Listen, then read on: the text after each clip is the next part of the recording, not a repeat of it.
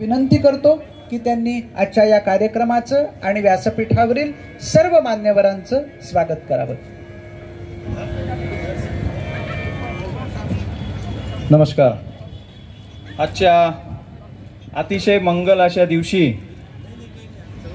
ज्यांच्या हस्ते आणि ज्यांच्या समक्ष साक्षीने या गोदा आरती झालेली आहे आणि आजचा पहिला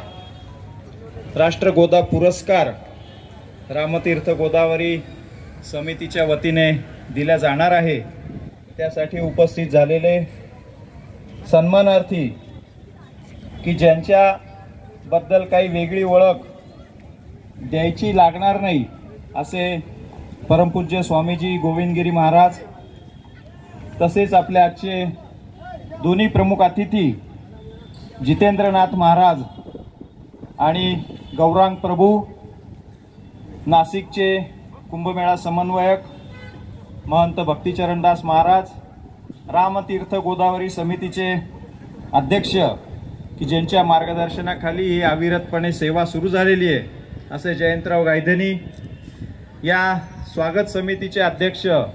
श्रीनिवासजी लोया, उपाध्यक्ष शांताराम बापू वेदमूर्ती, शांताराम बापू भानोसे, सर्व संत महंत, आमचे सर्व समितीचे सहकारी आणि उपस्थित नाशिककर आणि गोदाप्रेमी नागरिकांनो, खऱ्या अर्थानं अतिशय दुर्लभ असा योग हा नाशिकच्या या पुण्यपावन भूमीमध्ये आज संपन्न